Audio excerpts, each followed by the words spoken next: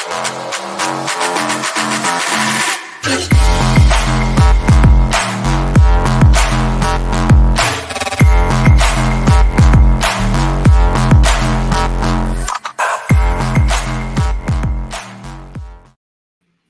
right, we're live. Welcome, everybody. This is the Reality Czars podcast, and I'm your only host today, Nate. Tony's at work, unfortunately. And, man, we have the great Ari Asulin back on. I'm so stoked to talk about today's subject. We're going into Hollow Earth.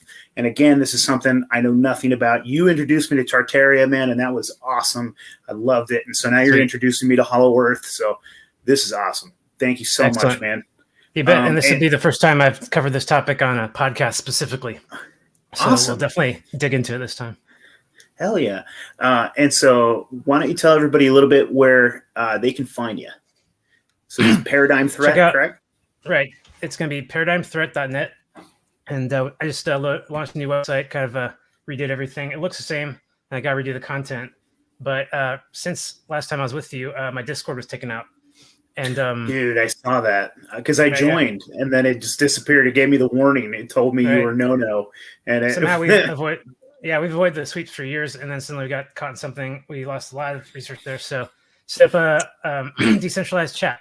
So from now on, we're just using our local hosted chat, which is great. It's working well, and people are enjoying it. So I won't lose anything ever again. But check out paradigmthreat.net and definitely check out our chat. Come talk to us on there. And that's what we'll be reviewing today. I'm going to go to the website and share the Hollow Earth section. I want to jump right into it now. Heck yeah, man. Yeah, everyone, please go join the chat. The Discord was really cool. I only got in there for a minute before it got taken down, which was a bummer. But yeah, we kind of knew it was happening someday. We just, it was without warning, and the message was kind of, just for violence or something like that. And it's like, well, violence. We don't have anything violent. Just stupid. Anyway. We're done with the big tech. You got to move.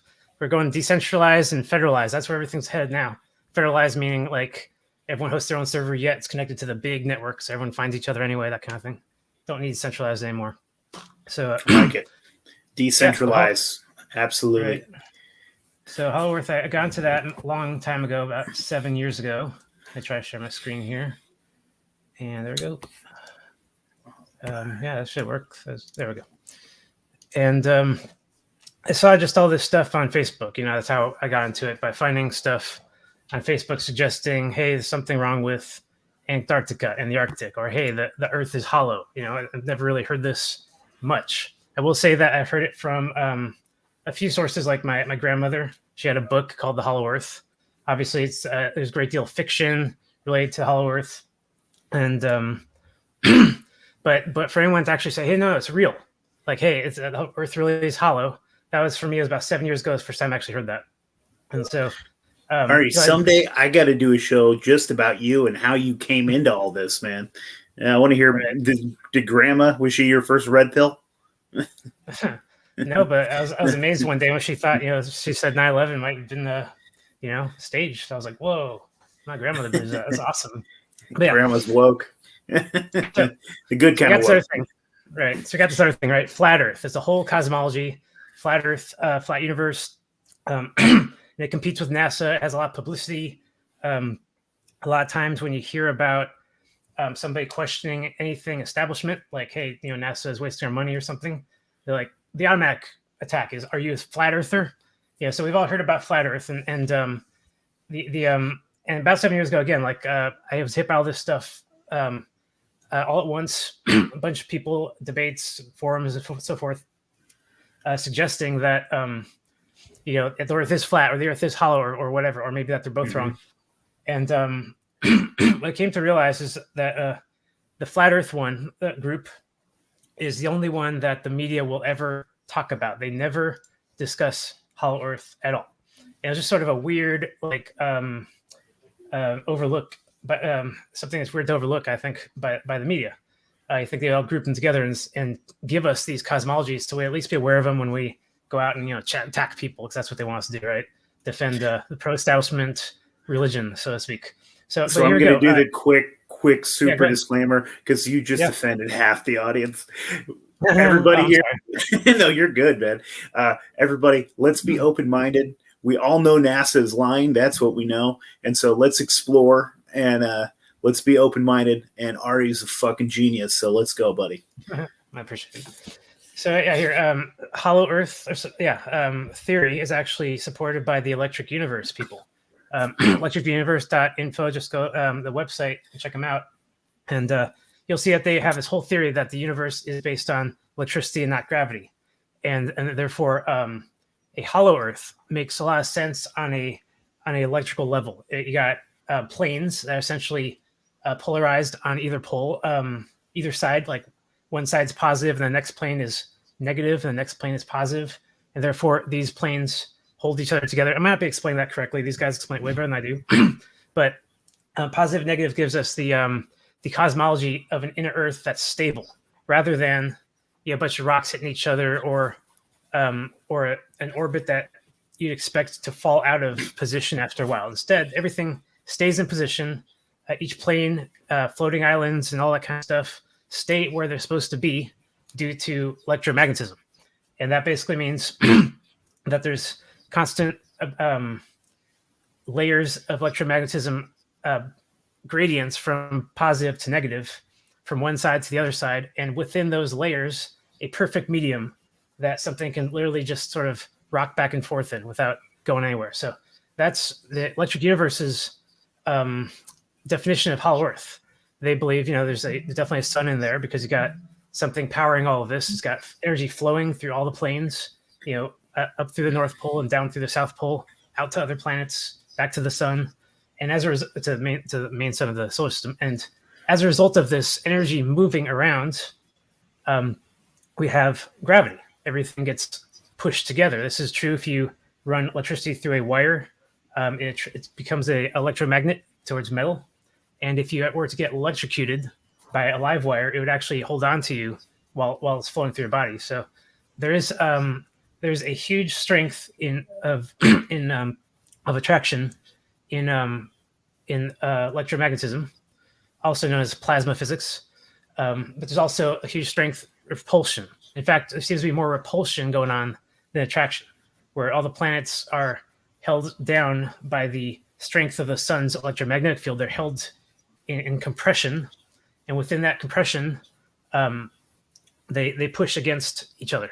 Each layer pushes against each other with the energy flowing, like I said. So it's not attraction, it's not gravity, but actually a balance of attraction and repulsion. That's how it's explained.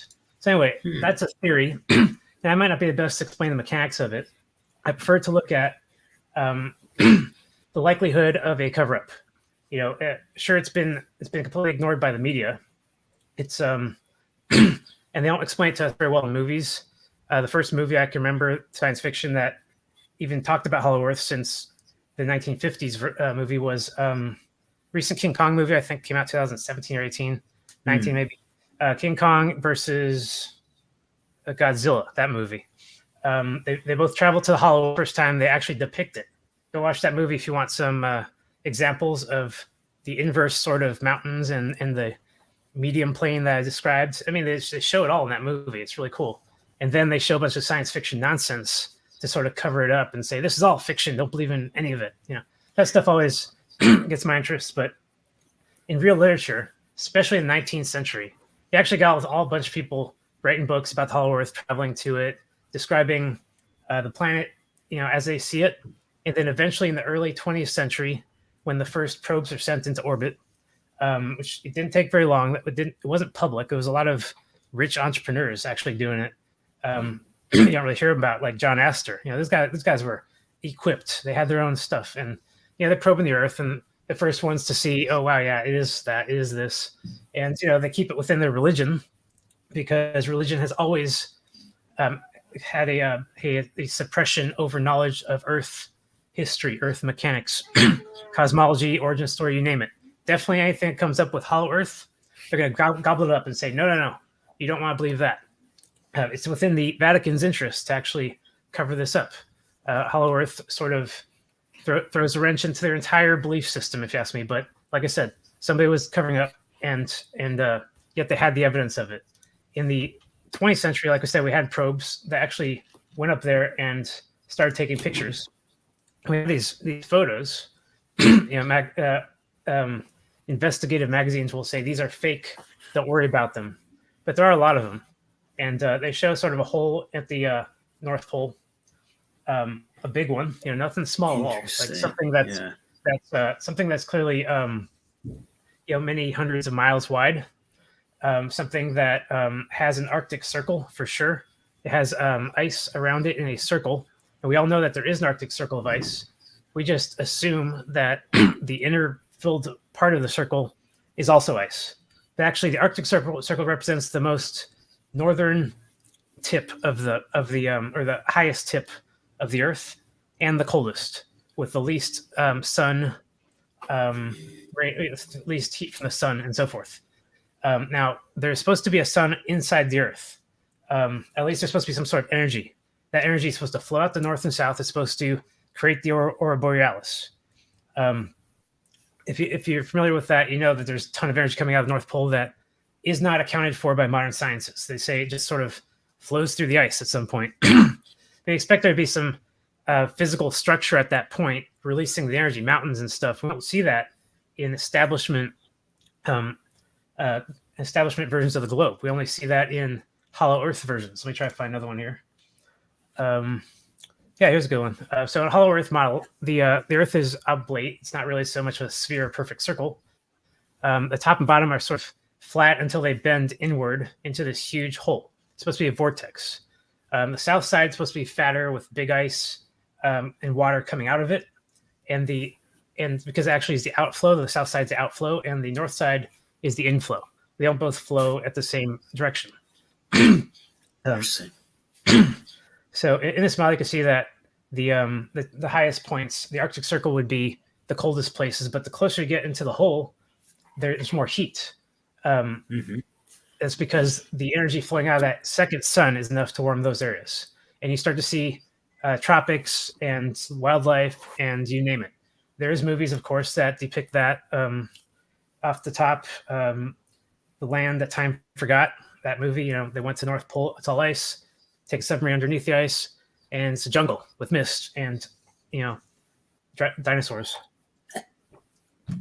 So these movies, the last 100 years, for example, like I've always said, are just examples of predictive programming. They're never going to be saying, hey, this is actually the truth, or this book was based on truth. They're always going to say this category, science fiction, even if it was written in a narrative or seems to be extremely realistic, it was meant to be written that way, and so forth. Okay. So some more data. I got a couple random questions for you real fast. First one is, do you think that, so, I think you've kind of answered that. So can you live inside of the Earth? Is there civilizations is that where the Nazis went? Is that really true? Things like that. Well, see, we're looking at the possibility of it, right? Is it true? I don't know. No evidence at all. Yeah, maybe all of the stuff about Nazis in the Hollow Earth is some sort of psyop. It's all above our heads or something. But if it's to be taken as truth, if we, are to say, there's no reason to just constantly disbelieve people, that made various literature that spread all over the world. That if we just look at what they're saying here, we actually see some very interesting things that line up exactly with predictions of Hollow Earth. This is all in German, but on the right side, it's a translation. It basically describes how to get into Hollow Earth, how they got in. This says that you have to go at a certain angle, you have to go for a certain amount of time, you have to watch out for a difficult maneuver, and at some point at the bottom it says, get rid of your compass because they're not going to work anymore after this. All of it sounds really cool and interesting. And like I said, I never really saw any reason to not believe in it necessarily. I'm looking yet for that pro-establishment explanation as to how this can't be the case, but lines up a lot with modern emerging physics too. Ari, what are your thoughts on like other ultra-terrestrials living inside of the Hollow Earth? Do you think that there's another race of maybe some form of humanoid, or I don't even know how to describe them if there is one, or do you think that there are extraterrestrials, or do you think that they're ultra-terrestrials, or is this an entirely different episode? It's fine. In the other episode with Saturnian cosmology, I came to the conclusion, and I might have mentioned, that I do not believe that ETs from other solar systems influence our affairs, not back then and not Gotcha. now. Because we talked about Martians, yeah, but Right, we right. didn't. Yeah. Okay, But but those are as far as humans. right now, number two, Yeah. unrelated to whether or not that's true, um, the Earth seems to have formed in the last 4,000 to 6,000 years. How fast, I don't know, but that's not enough time for there to be ancient civilizations. We're all pretty much 6,000 years old. That's bottom line. Now, the inner Earth has gone through the most cataclysm, not the least. And Okay. every time that something changed with the orbit or something, there would be repercussions in the ground. I'll just get on that one for just 1 second because it's so interesting. If you read Velikovsky on the Exodus story, he goes into detail about the details on the Old Testament about the commandments received to the Israelites. The commandments were received as giant booms with the earth shaking. And actually, they noticed that every commandment had a different tone or frequency. Like it would just go for F for 5 minutes and then go to B for 5 minutes. Crazy note harmonics. So they wrote all this stuff down. They thought, Lord was speaking to them and so forth. This sound coming out of the earth was nothing else but the earth changing its inner shape. The earth itself grew larger and smaller over time. During the Golden Age, it grew a lot larger. After it left Saturn's orbit, it got smaller. And the inside grew layer after layer. With each layer merging, a sound would come out. One hollow Earth theorist that I've read describes up to 7 possible layers. It's very interesting. I don't know how many layers there are. That was a letter to another letter. Who is it from? I forget the source. But yeah, saying that Earth is hollow. I insist it's over here. We gotta go expedition. Anyway, let's get back to it. Map. Just ignore the Nazi symbols, whether or not that's been added later, or like for example, Asgard. I don't know if that's really the name of that continent there, because Asgard is clearly in mythology and it's described as some other places, and in Saturnian cosmology, it is on Mars. So it's not here. Someone's messing with us, and like as soon as we get this far in our rabbit hole, they make us think that we found it. No, we didn't find it yet. That's another trick. I used to believe that Asgard was this place in the inner Earth, because maybe that's what all the mythology is based on. Middle Earth, right? Where's the middle of Earth? Is that within Hollow Earth?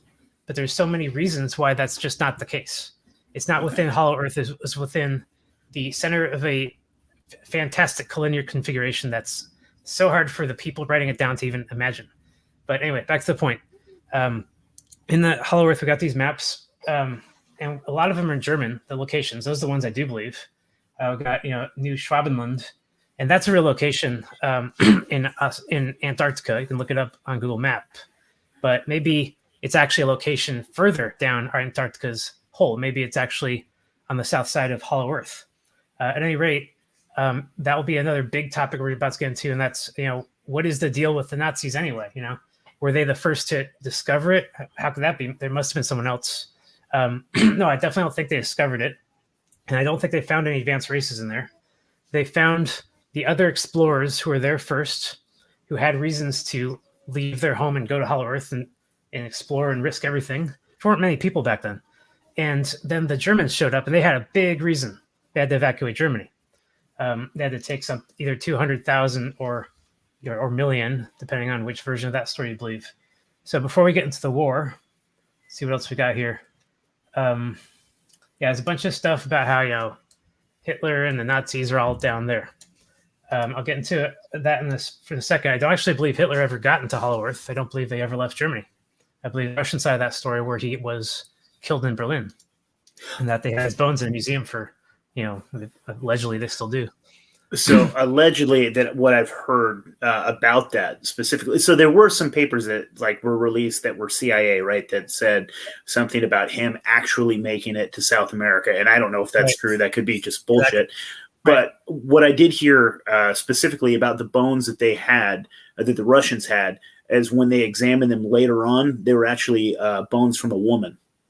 So I don't know if that's true or not, or it's and it all could be baloney. So I don't know what to believe. It follows a trend that everything Russia says is a lie. That's the trend, right? So then that would follow that trend.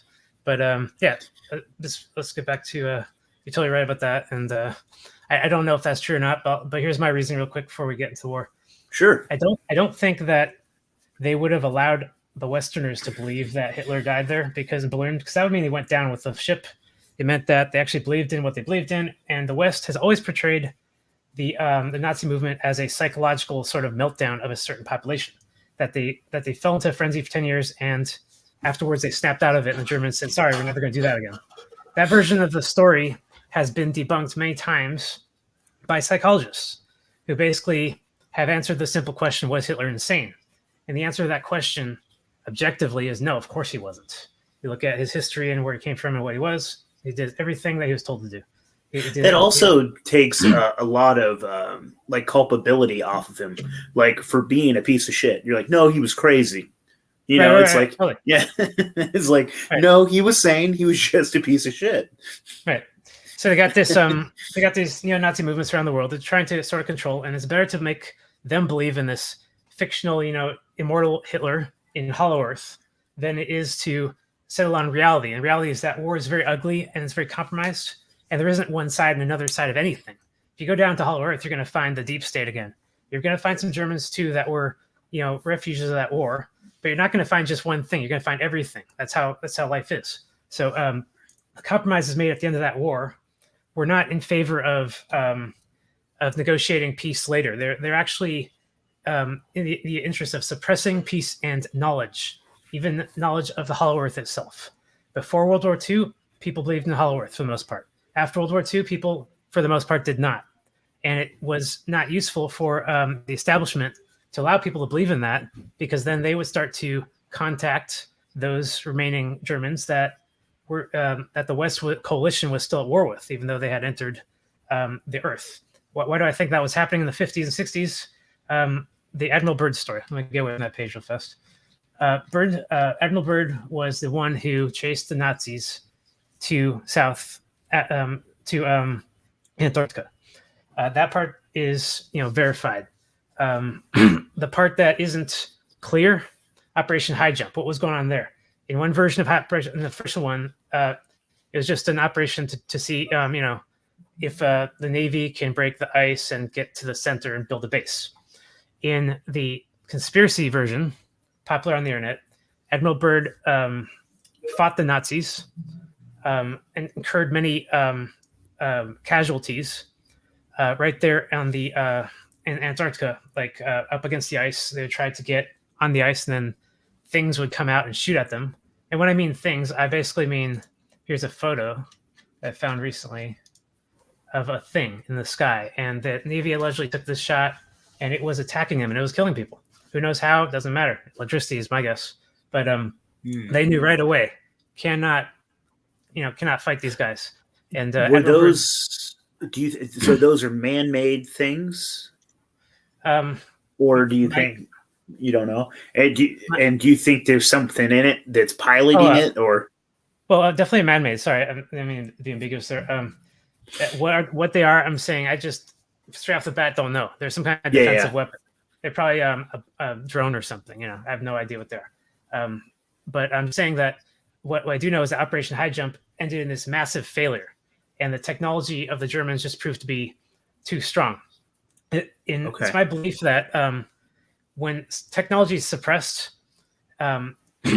it's used in warfare, but when it's released in warfare, it's not done in a way that people can reproduce them on their own. For example, Civil War, they had these muskets that could barely shoot. So the black slaves couldn't turn on their masters and so forth. In World War II, you got these giant B-52s in the sky, manned by children, and nobody knows who's really running them because most of them are remote controlled. So let's get into the World War II, because that's the big question. I have this picture here. How was World War II won? I say by child pilots, definitely. If you watch Memphis Belle, that movie in the 90s, you'll see a clear depiction of how they used children to get these huge machines across the ocean into Germany and just drop white phosphorus all over the place. The movie makes it very clear. Go ahead. Oh, I'm sorry. I was just thinking. So, was this like an autopilot thing, or were there kids in the cockpit? Well, there's like 6 or so kids manning a flying fortress at a time. One's bombardier, one's the navigator. They're all following orders. But if you look at these planes, they are mostly automated. The kids are sitting there with the controls, changing buttons here and there. This is not your World War One stunt jet. This is not something where you have to hold on to the controls. And it's actually very similar to a modern jumbo jet, which we all know is also fully automated. The only reason to not believe that these were automated is because there's no satellites back then. Okay, fine. I don't mean that kind of automation. I mean one plane controlling the rest in a fleet. This is very simple to do. And at some point, when it becomes time to bomb, one plane takes over for the entire fleet. One person presses the button, the entire fleet drops it. That, again, is confirmed real history. And it's also in the movie Memphis Bells. Memphis Bells demonstrated how that they do that. So my point is, this automated warfare was sort of hiding the technique until the last minute when it was time to go to war, and boom, check these planes out, and this white napalm and white phosphorus, massive destruction, and no one expected this or saw it coming. So my question is, what was the West hiding? We also know that there were let me actually go to another page here before I skip ahead there. We know that there was UFOs involved in World War II also. Oh, actually, no, that was the same page. I just didn't go. So let me go back down to. I had a quick question. Yeah, please. I don't want to. Okay. No, Where were these American kids, or where were we getting these kids that we used for that? Here's the were movie. These foster kids or orphans or something? Oh no. In World War II, it was a draft, and we just grabbed kids as old as 15 and threw them into Air Force, Navy, and infantry. And when it came to the Air Force, like I said, it wasn't the same Air Force as World War One. The kids did not need to know how to fly a stunt jet at all. All they need to know was their one task on the plane. And in this movie, they demonstrate that the kids basically had just a bit of training, and they're thrown on the plane. The ones that didn't refused to go. So the kids. Okay, so we're talking teenagers. Yeah, definitely. Okay, I was thinking. I'm sorry when you said kids, I was like, "Fuck." Oh, I'm sorry. I should be clear, clear about that. But I mean, when it comes to warfare, there was kids. It's always as young as 12, the young 14. men. Yeah, there's stories about kids really young getting into World War II and being proud of it too. All right, so the point about the planes, let me just get back to that real fast, is that there's a bunch of UFOs in World War II, a bunch of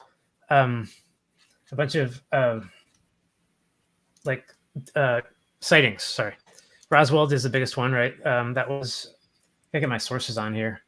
God, what date was Roswell? I'm gonna look it up real fast. Roswell date was 1947, right? Okay, so in the midst of the war, you got these UFO sightings. One crashes in, America, very public. At the same time, the Nazis are accused of having built their own flying saucers, and someone's covering them up, right? That's the whole point of Roswell. So the question is, what are they covering up? It seems that they're covering up anti-gravity technology. They built these huge planes that can carry a lot of munitions and drop them all over Germany, but they came out of the war. No one saw these jumbo jets before World War II, not much really. And then suddenly they're used to win the war. It's just this crazy suppression of technology trick. So then after World War II, we have these jumbo jets built all over the world. And frankly, I don't think that they're very aerodynamic. They don't seem very realistic to me at all. I've seen these things. Ridiculous. Right. I've seen these things myself. There's CS1 Tucson in the air yard, big air yard of World War II antiques. And I was just thinking, I was standing in front of it. It's supposed to be able to carry tanks. How can this thing possibly get off the ground? It's just too big and it's not aerodynamic.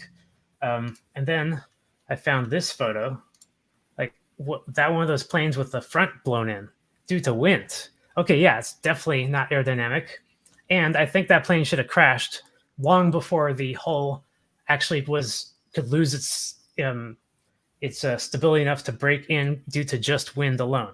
So I think these photos more or less prove that there is something fishy going on here. These planes use more than just aerodynamics. They use electromagnetism. Let me grab one of those photos.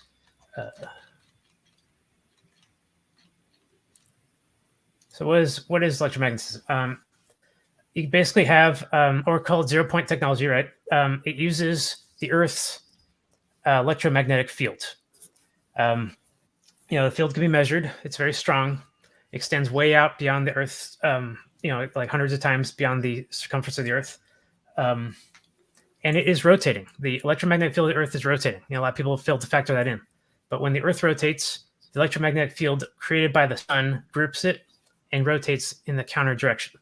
And as a result of that constant rotation of our magnetic field, you can find a point in it and spin your own electromagnetic field against the direction that the Earth's field is spinning, and you will have an upward propulsion. It has to be perfect. No other direction or angle will work. And basically all it requires is a spinning metal disc. This disc is charged, it's putting off electromagnetic field.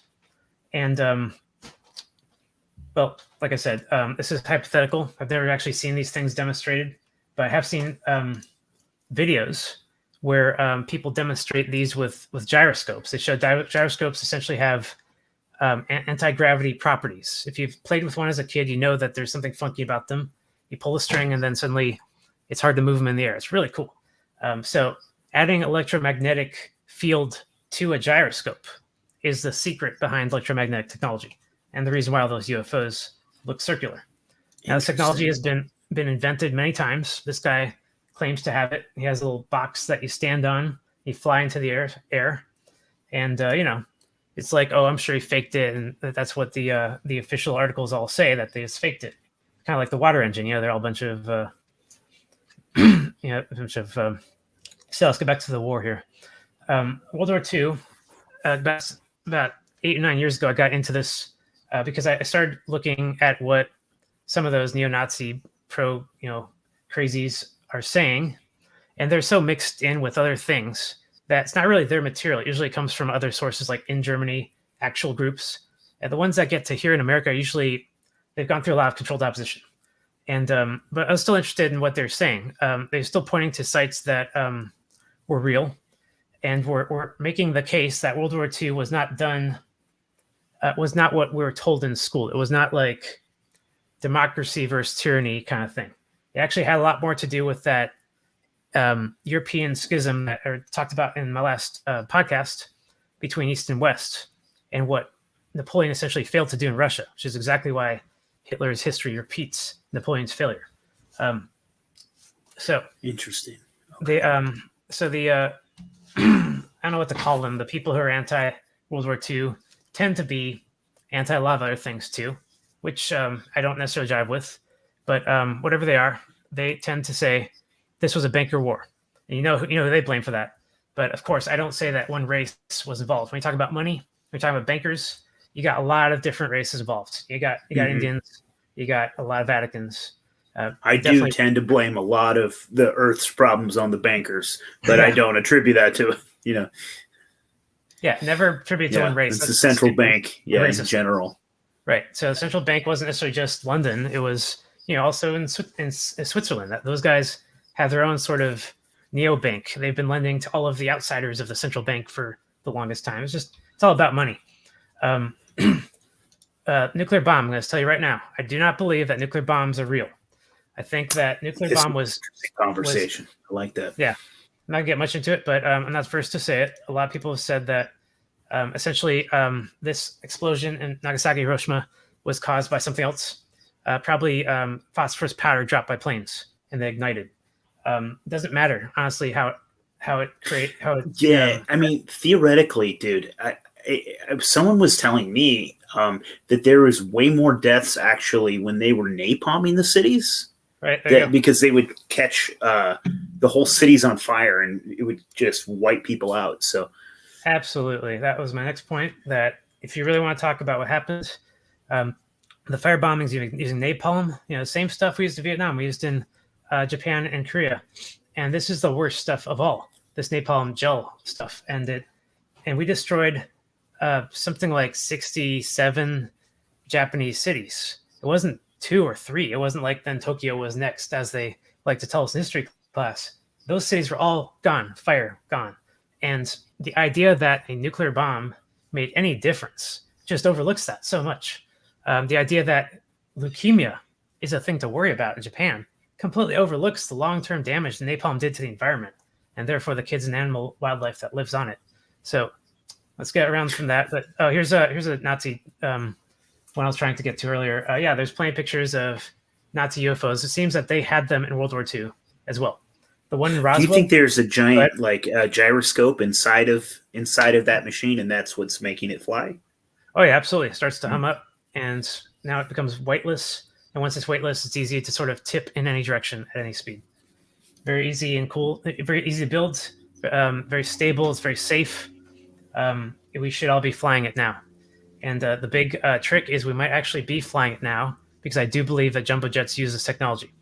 There's one part of the jet. If you look at jumbo jets on the inside, you'll see that they have these stabilizers. They're giant spinning metal discs, what they are. And all I'm saying is that those metal discs are also electromagnetic. And that I believe that creates a anti-gravity field that brings the plane up. The people who build the plane might not realize that. And there's no way they can convince me that I'm wrong. I'm sorry, because we would have to somehow tear it apart and see for ourselves. And those planes are all owned by Boeing. Every single one of them, even Airbus and all those, they're all created by one company on this planet, and that's Boeing. So let's get into the war again, because Boeing is one of the other big factors. You can't just do banker war. You have to have a player in the industrial army. The industry was experimenting with all kinds of new technology and suppressing it. And you got this one company, Boeing, that builds the most magnificent planes of all in the early 20th century, the huge ones that fly in the upper atmosphere. They build B-21s. They build B-52s. These planes are the bomber planes that we've associated with these wars. The B-52s also banned. The idea was the band was trying to make the term popular with kids, but B-52s were used in Vietnam. They destroyed a lot of territory. We napalmed a lot of Cambodia and Laos. So Boeing is the one that created all these planes. Boeing is the one that runs our entire airlines today. Boeing represents sort of an entire rulership of this planet just by themselves, just with the planes, just with the potential of suppressing that anti-gravity. There's no way to stop them. If you want to stop using planes in America, then they're going to keep running those planes all over everywhere else. I mean, you can't boycott them. It's just not, we're in trouble with the airlines, and everyone knows it.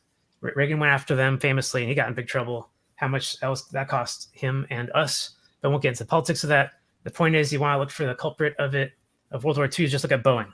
They had everything to gain, and they used technology to do it.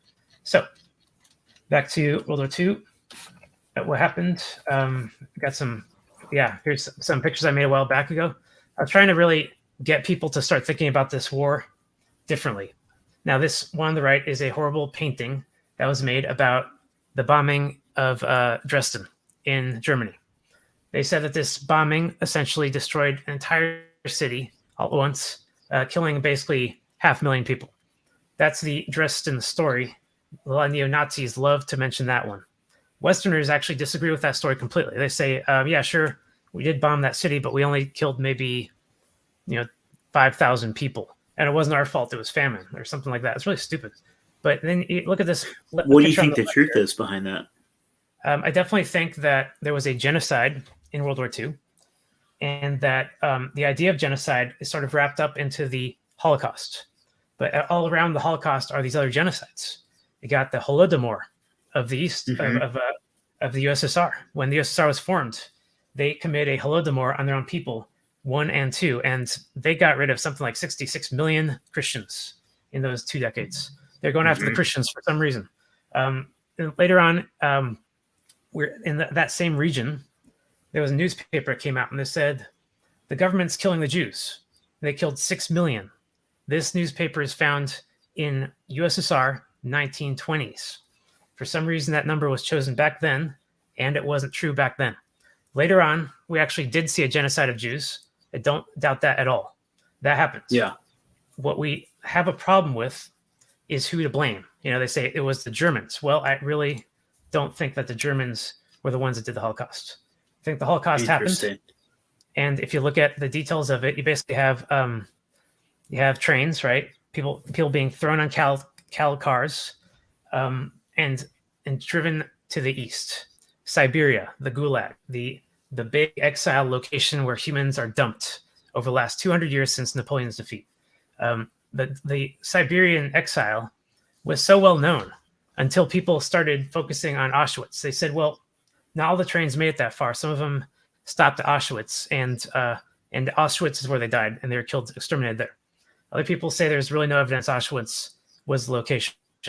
There's a lot. So you think that maybe Germany's being used as a scapegoat for the real agenda or the real murder, the people that really did it, or yeah, absolutely. I mean, Germany was definitely partially responsible, right? Well, that's what I was going to get to. I was going to get to because it matters when. Because a lot of people say that the genocide happened at the last few years of World War II, but actually there was a bigger genocide occurring at the very end of World War II when the Germans were defeated, when all these napalms were being dropped on the cities. No doubt, millions were being killed then, and no doubt that the West was covering it up.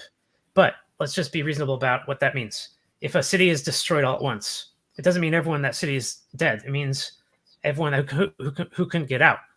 The secondary problem becomes what to do with the survivors. You got provision them, you got travel. There's probably the roads are destroyed and so forth. The cattle cars are very significant in World War II because you can't just get people into cattle cars. It's really hard to do. You can't just put a gun to their head. They're not going to do it. There has to be a reason humans got into those cattle cars in World War II that they're not telling us about. And that reason simply was that we had a massive famine occurring throughout Europe. And it's due to the saturation bombing of the Air Force, of the coalition Air Force. That is how you get into the cattle cars. That's why people are willing to get on the train. Because if they don't, then they sit there on the ground and die. That was their only option.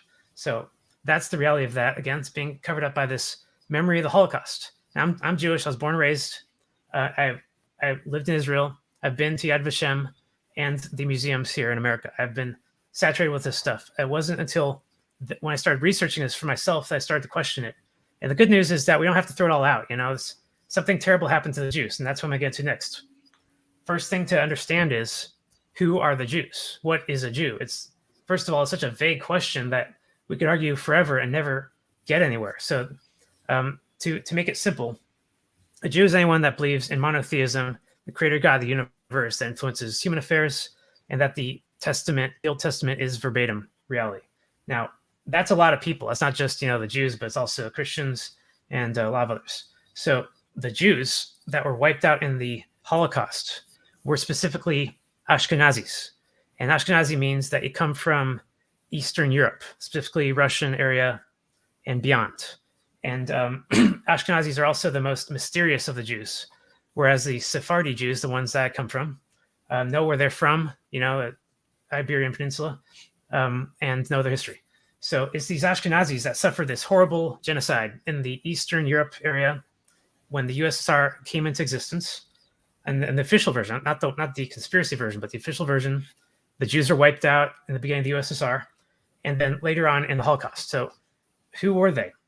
I discovered about 8 years ago that there's this whole other Jew in Eastern Europe that's ignored, and that's the Yiddish. And Yiddish is this language, and it's this people. And they weren't exactly like the people we know today as the Jews. They're actually very similar in some ways and totally different in other ways. The first thing is that they speak Yiddish, which is essentially German. They speak German. And for some reason, they don't tell us that Yiddish is really German and that these German Jews were like this whole other memory of what it means to be Jewish. They go back to the older empire, the one that I mentioned in the last podcast, Rus Horde Empire, the one that birthed all these religions in the first place, the one that sort of kept the Kaaba and all the holy locations for Jews and Muslims before it all went down in flames in the Napoleonic Wars. And 100 years later, after reeling from those wars, you got this scattered gypsy-like Jewish Ashkenazi population that essentially is struggling to hold on to where it comes from. They experienced this massive genocide by the Bolsheviks, and then suddenly there's something else. They're completely monotheistic now. They've given up their polytheistic history. They're willing to accept the usury by the state. and their laws, and just you name it. Now these new Jews are very pro-establishment, and so my point is, the Holocaust in the end is going to be a memory of the death of what Judaism used to be, and the birth of all the people willing to convert. Why so many people survived the Holocaust? Why so many Jews survived the Holocaust and still lived in Germany? Like 3 million of them after the war were still there.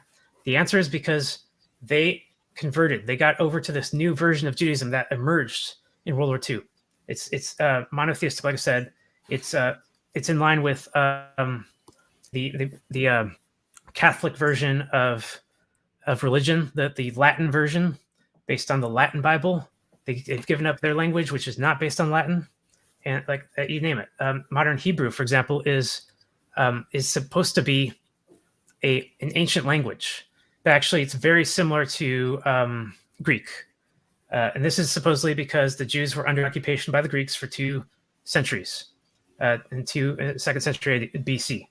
But in reality, Greek and Hebrew are almost identical languages because Hebrew is a redaction of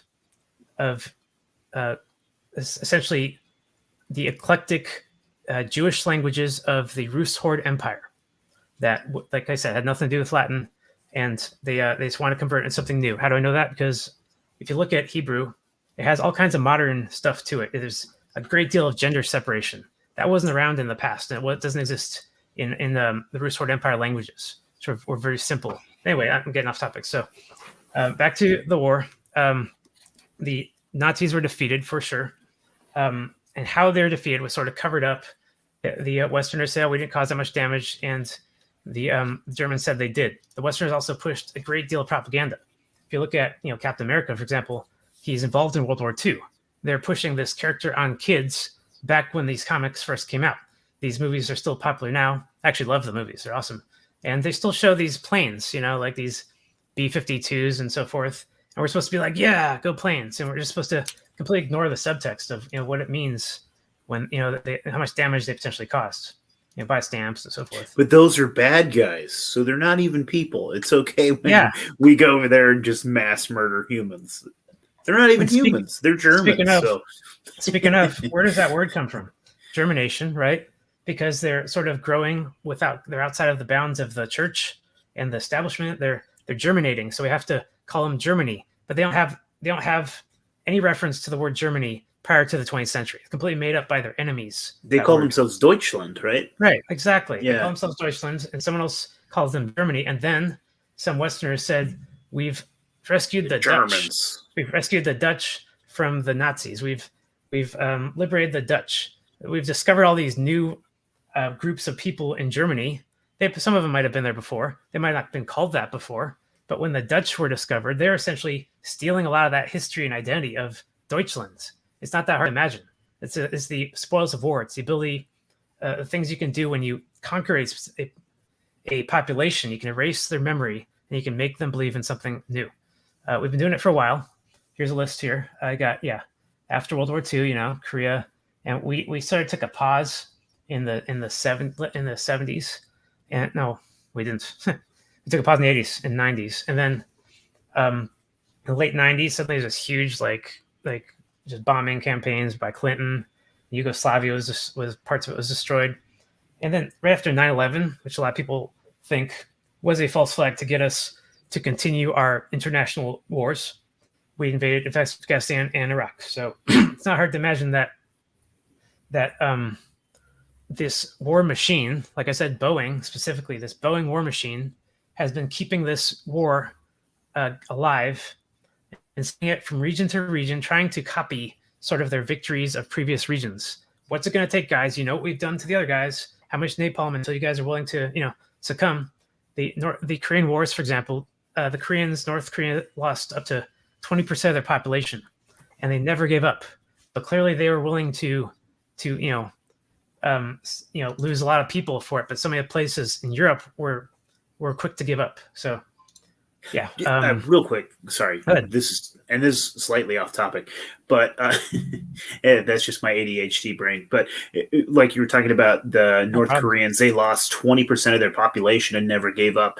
I was listening, and I've done a lot of research actually on the Japanese, and it seemed like they weren't going to give up, and then they did. Do you have any insight on that, or any theories? Or That's exactly it. Like I said before, if you think that was just 3 cities, and the third one, Tokyo, the threat of nuking Tokyo made the emperor give up, and that's about an emperor.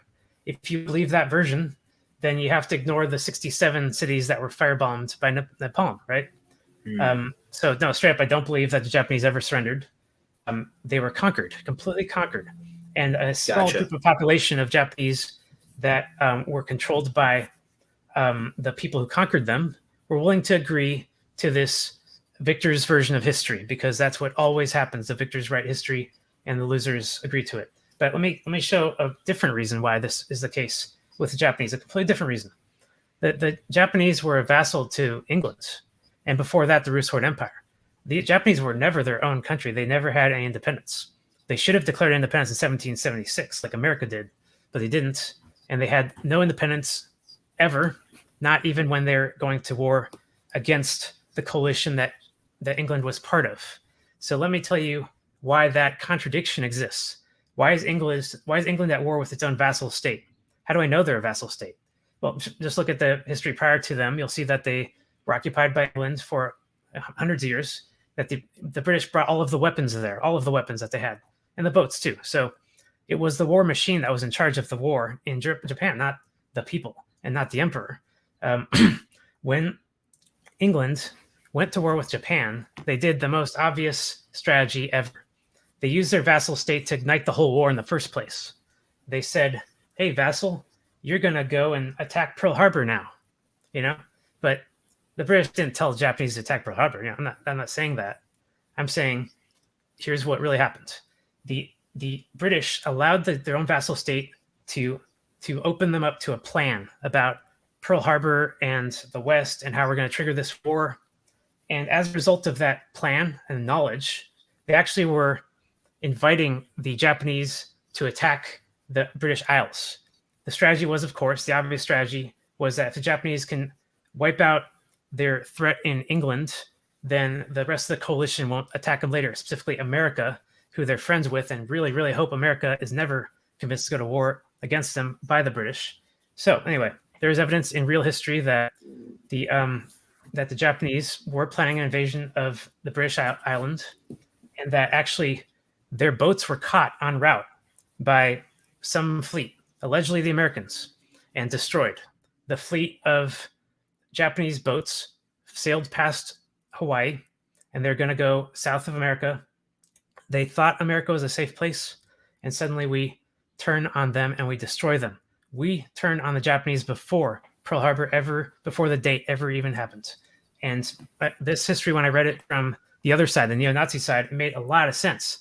It's like, yeah, not only did we wipe out the the threat, the only possible threat to the ideological threat, honestly, to not allowing this war to proceed, but we actually created the pretext for Pearl Harbor. There's this fleet, this phantom fleet that definitely came from Japan all the way to Pearl Harbor, and then suddenly a bombing of Pearl Harbor. So it must have been the fleet, right? It must have been that Japanese fleet that went to Pearl Harbor, right? There's no other reason for them to go there, right? So everyone accepted the story as was. It didn't really make sense to some people, but the general population accepted the story, and most people said, I'm not going to speak a word of this because I know they're just going to kill me. That's the war machine. They're not going to let anyone criticize their version of reality. They're just going to have died in the war. Pearl Harbor, definitely staged, false flag for sure. So many reasons to believe that. So many people and books who say that. It's a really bad reason for us to join a coalition war against the Axis powers. Allegedly, they were in allies with Germany, so now we have to attack Germany. Nothing like that makes any sense. What does make sense is that this was a propaganda trick.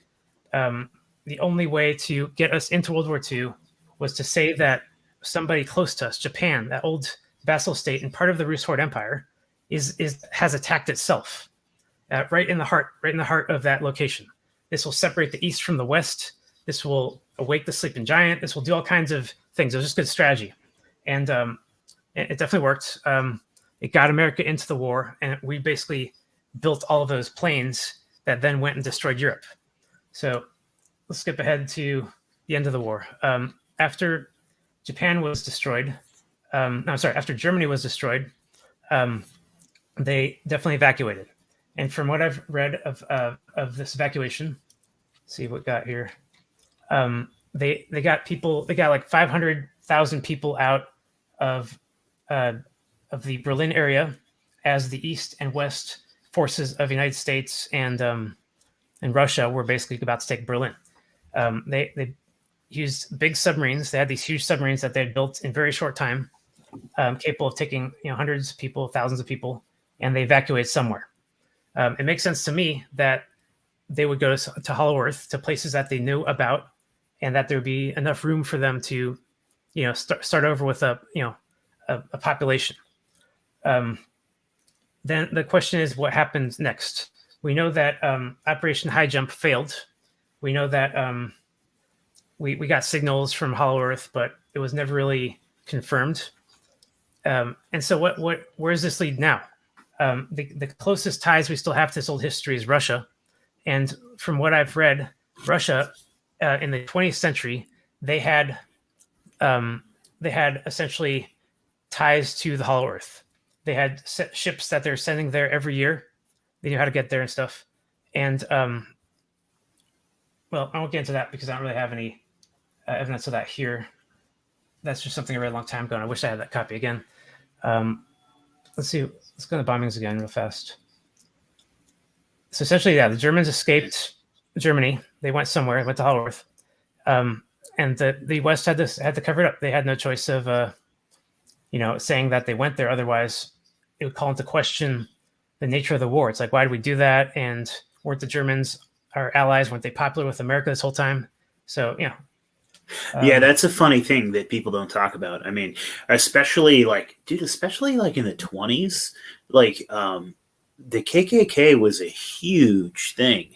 Like, there was a lot of white nationalism, like, in the United States. And so, like, the Nazis were a pretty easy sell for most Americans at that point, especially like in the 30s and stuff like that. Like, that wasn't an unpopular position. Like, they were actually pretty popular with a lot of Americans, right? Before World War II. Oh yeah. And so were the Japanese. We had no reason to go to war with these countries. We had done a lot of trade, and we had a lot of families. California, they had a lot of intermarriage. One of my favorite movies, me and my wife love Karate Kid. Mr. Miyagi, that one scene, he explains that his wife was taken to an internment camp in California while he was out, killing the Jerry Germans. He was doing what they wanted him to do, and his wife dies because no doctors are willing to go into the internment camps, to save those Japs. Why would I go in there? Blah blah blah. And it was just this horrible sudden moment when that marriage was ripped apart. And no place was it felt worse than Hawaii. The Hawaiians were, they saw the writing on the wall. They were about to be told that this country that did not own Hawaii at the time, which had a base on Hawaii, was going to use it as a staging ground to destroy these other islands in the Pacific. They learned this all at once. And the Hawaiians, of course, had a huge problem with it. But guess what? They were never interned, not in Hawaii, because they formed the function of that location to such a degree that they could not put anyone in jail, or they would actually start to risk the war operation itself. So, like I said, the Hawaiians felt it the worst. And by the time they came out of this, their identity was erased. It was all King Kamehameha and dancing for the tourists, and you name it. The Hawaiians represent a very defeated culture. Yeah, I would love to, do some history on Hawaii. They really did have a fucking bad rap, man. Yep. Cool. Let's see what else we should talk about. Any other topics related to Hollow Earth that you could think of? Interesting. Okay, so, there's one thing you were talking about. In the movie, they depicted dinosaurs. Are dinosaurs real? What do you think, Ari? I definitely believe that the ones known as sauropods are real, and it makes sense, and live in swamps and stuff, Loch Ness Monster. But Gotcha. Okay. T-Rex, for example, T-Rex is so absurd. There's so many reasons to believe he's not around. First of all, he was discovered first. The first dinosaurs to be discovered, incomplete. So they don't even know what the rest of the body looked like, but they just guessed and they said they're right later. The T-Rex is named King. Rex means king, just like with the thing on Jesus' cross. Rex means the king of the dinosaurs. Why did they think that this thing was going to be the king of the dinosaurs? And it turned out that they were wrong. The T-Rex, as depicted, later was said could not have been possibly a predator. It was more of a scavenger because he's just too weak with those arms. He'd just be knocked over all the time. It's not a realistic dinosaur. You go on all day about it.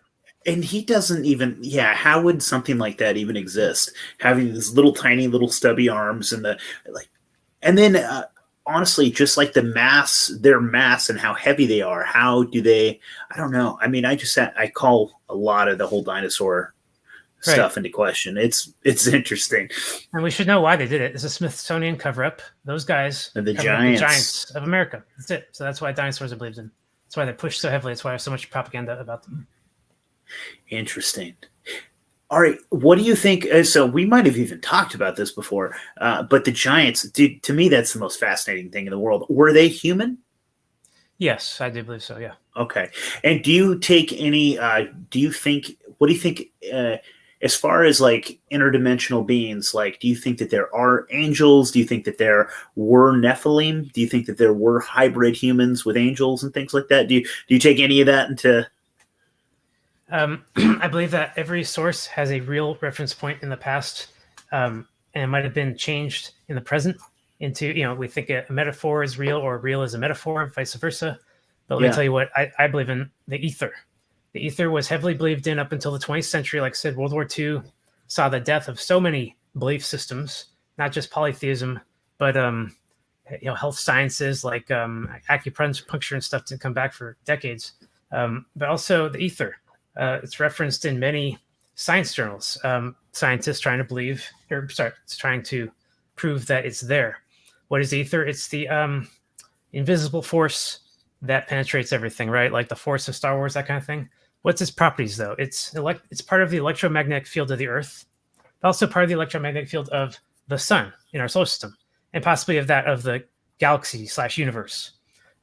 These fields are large in scale, then small in scale. They're different fields all around us. And within these fields, you have an unlimited abundance of energy.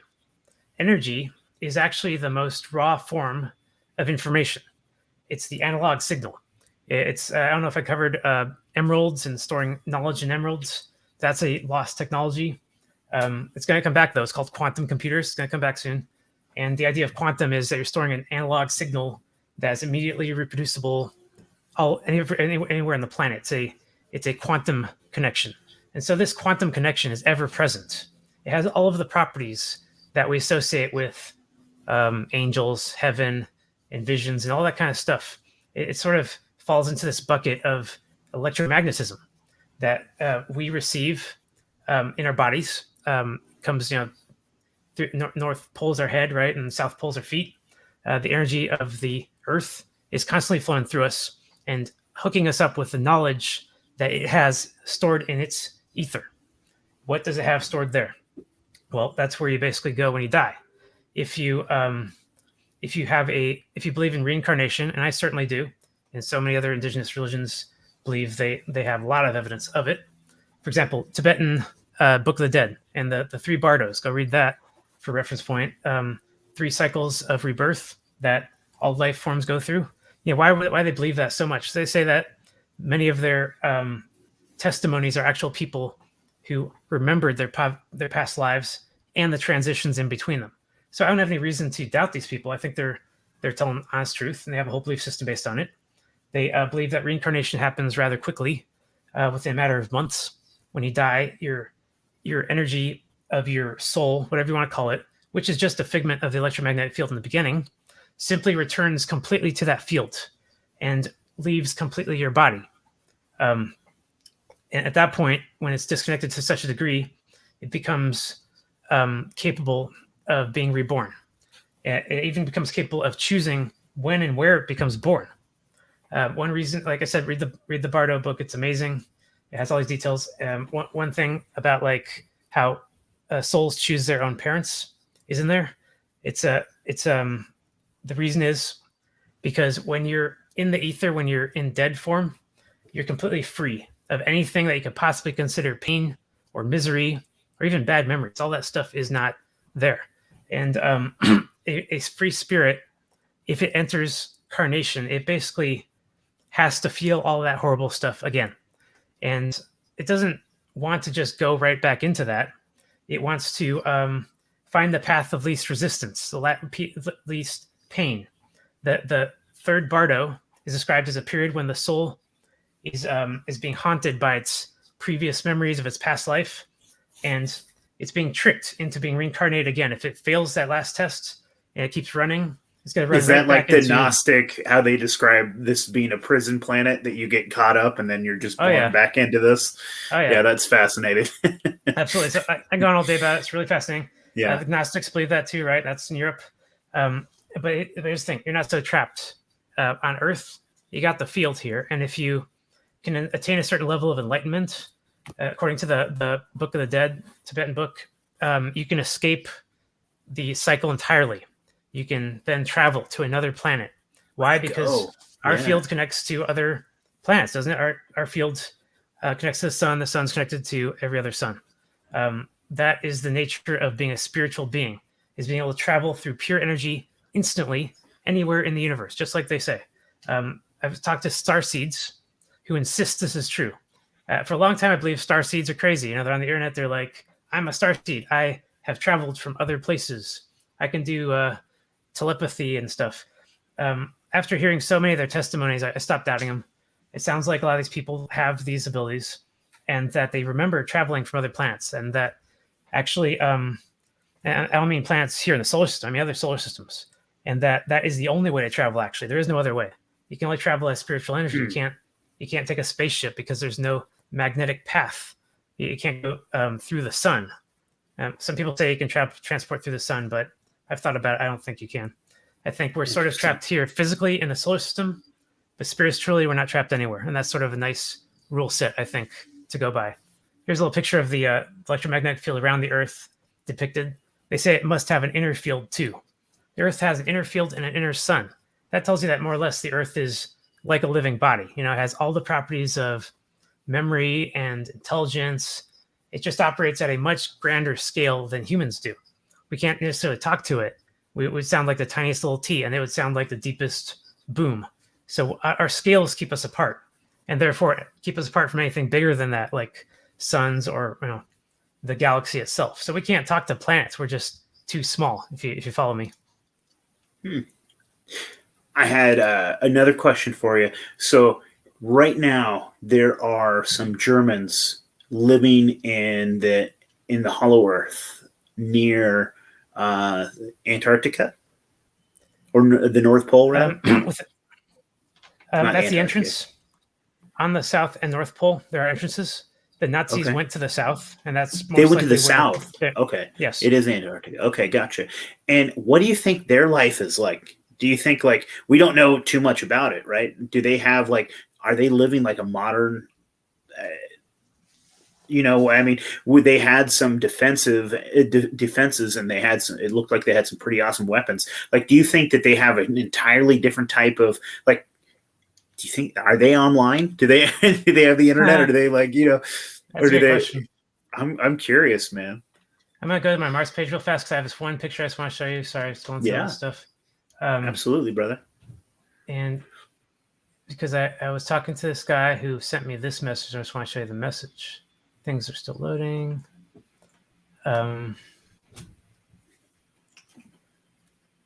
While it's loading, I will say, no, I don't think that they had a... oh, here we go. This guy says he's part of the SSP. He served in the SSP on Mars. That's the secret space program. A lot of people believe in a secret space program, suppressed technology again. And this guy just randomly sent me this message after I posted my pictures on Telegram. He says he has been to Mars. It's beautiful. It's not like they say, like a desert. It's actually cold. It's not hot at all. It says that there's multiple German bases there, but he's never visited. That just told me a lot right there. I asked him some questions after this, but he never got back to me. I erased his name because then I realized, wow, I might be getting people in trouble. So I gotta be careful. This was really sent to me, and I've never been able to verify it or anything. But I go off of this stuff.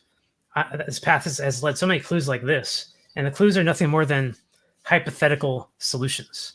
If he says that there are multiple German bases on Mars, but he's never visited them, that means they can't. It means that there's still separation there.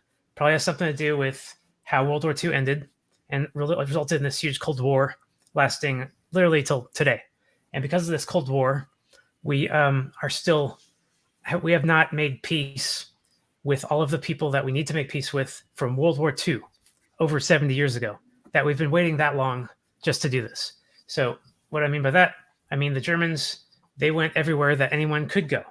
If you read John Astor books, they're supposedly fictions. John Astor said he traveled to other planets, inside Jupiter, inside the sun, and that there are locations in there that you can live on, like little planets inside Jupiter, moons on the inside that are habitable and have trees and wildlife and stuff. They actually depicted in the game Half-Life as Zen inside of Jupiter. I love that game. That was such a fun game when I was a teenager. Yeah, it's all based on something. It's not just some guy's imagination. Some people have been there. And like I said, John Astor claims to have been there in his fiction. So back to the point. After World War II ended, the Germans didn't just go to Hollow Earth. They went everywhere they could go. They went even to Mexico.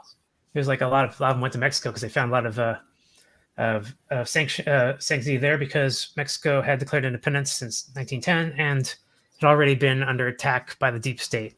So it just also Brazil. A lot of Germans went there, and it's just assumed that Hitler must have gone there too.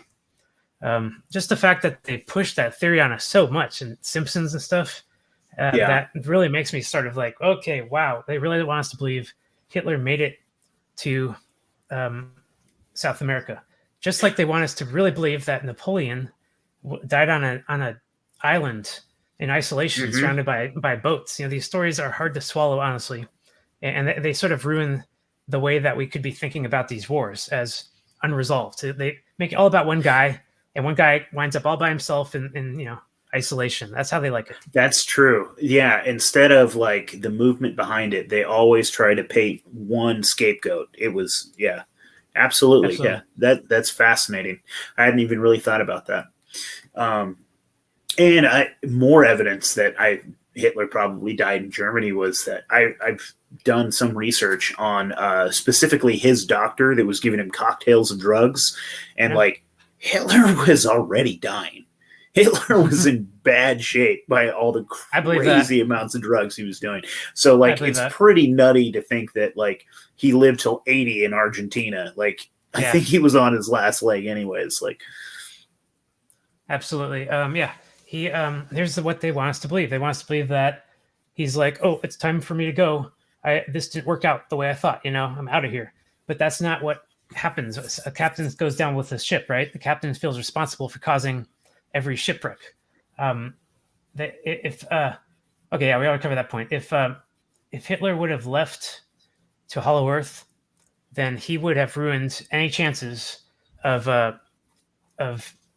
what he was trying to build happening in the future. Simply a republic, a real republic. That's what the Europeans always wanted. And if it's all about him, then we ignore that. One other thing I want to say, I forgot. Oh, don't worry about it. Let's move on from Hitler, because, like I said, I don't want it to be all about him. Yeah, touchy subject. Nature of war. Yeah. I had a buddy. The predictive programming. Go ahead. Oh, I'm sorry. I have a friend, Brandon Thomas from Expanding Reality. He wanted me to run a question by you because he had just. Please. I guess this is a new theory that yes, the Earth is hollow, but we're already inside. We're inside of the hollow Earth. Oh yeah. Is that a crazy concept, or have you heard anything about that? Is that a? Yeah, I have concave theory or convex theory, I think. It's the idea. He just told me to ask you about it. So. Right. It's another alternate cosmology and a possibility, right? That one ignores what's outside of the Earth, what was the rest of the universe, and also ignores the motions of the sun, just like Flat Earth does. What makes me curious? I'm like, what's the crust like? What's outside? Yeah, I know. Yeah. It sounds cool, but no, I don't believe that at all. Okay. The predictive programming sort of has been teasing us with this, and they usually do this when they want us to believe it's fiction. So we've seen actually a lot of video games and stuff about Nazis specifically in the center of the earth. Have you seen that movie? No, I have not actually. It looks kind of entertaining, but it might be terrible. Yeah, this is the only cover I could find with the flying saucer on it. Every other cover on the whole internet has like the saucer erased. It's weird, like they accidentally didn't want it to show like shooting. Or I don't know what the hell is going on there. Yeah. What else should we cover here? Oh yeah, the map of the planet. A lot of people think that the way that NASA / the establishment have given us globes over hundreds of years just doesn't add up. In fact, you can find people don't agree on what size continents are, period, because they could never find a way to pull the globe correctly around an actual sphere without stretching them. That's always been the claim. I'm sorry, to pull it into a flat two-dimensional plane without stretching them.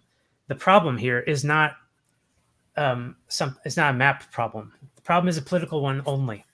The problem has always been diminishing what we don't want people to think about and exaggerating things that we want to seem sort of hopeless, like the size of Siberia, which seems totally exaggerated, way too big, and the size of Africa, which is always regarded as way too small. So yes, the Earth might, as we know it, might just be sort of stitched together from the maps that they wanted, in the first place, and that they might not have had many pictures of the Earth from space this whole time, to the point that they had to constantly re-image existing photos to look more modern with modern colors and highlights. This let me see if I can find any of those examples here. So do you think that we have an idea of really what our continents look like? Or do you think that it's probably very different? Yeah, it's probably very different. The Pacific Ocean, for example, might be way bigger than they say it is. It might be like how they used to say that China is on the other side of America. It's more than like on the other side of England. And that myth could have started back then. But for some reason in the 20th century, after World War II, they started telling people even in California that China was on the other side of America because the Pacific was so big. But it does seem to me that the Pacific Ocean should be a lot smaller. It's exaggerated in size. The northern regions, anything north like Greenland, for example, is extremely stretched out. I thought I had a map here that shows this. I just can't find my stuff right now. It showed map of Greenland sort of as it should really look. Oh well, as organized as I thought it'd be. Anyway, fascinating, man. Yeah. I don't think it's a real world map, and it's definitely a political map. If they were to start getting to real maps, like I said in the last podcast, they would start to show that the maps have changed over time, that there's some areas of the Earth that just don't make any sense. And yeah, it's, like I said, at that point, they would have to start answering questions as to how World War II actually ended, and what was the who was responsible for it, and that would inevitably lead to a revolution that would take out the deep state. So I honestly just believe all of this was just a cover up, as they had to do, as necessary. It wasn't something they wanted to do. It's not a big strategy or anything like that, like a genius strategy or anything. It's just they covered up every last thing about that war that ended up being threatening to their continued rule of Earth, essentially. Interesting, man. Ari, that was awesome, man. Is there anything we didn't cover? No, I think we got it all. I just thought I had more photos to show, but if you guys visit my website, I'm sure I'll find those missing photos and put them on there. Just more maps and stuff, more more hypotheticals on what the Hollow Earth is, how it might function, that kind of stuff, and what literature existed that defined it in the past. Ari, every time you come on, it's awesome, man. We have a great time. Thank you so much, dude. You're a wealth of knowledge. I'm sure there's like 20 other topics we could have crazy conversations about, man. So thank you so much, man. So that's Paradigm Threat. and you have a new you've got the new chat there, so everybody needs to go out and do the chat there. And brother, we appreciate you. We thank you so much. I'm gonna hit the outro. And is there anything other that you want to say or give anybody a shout out? Nope, that's it. Really appreciate you having me on. Absolutely, brother. All right.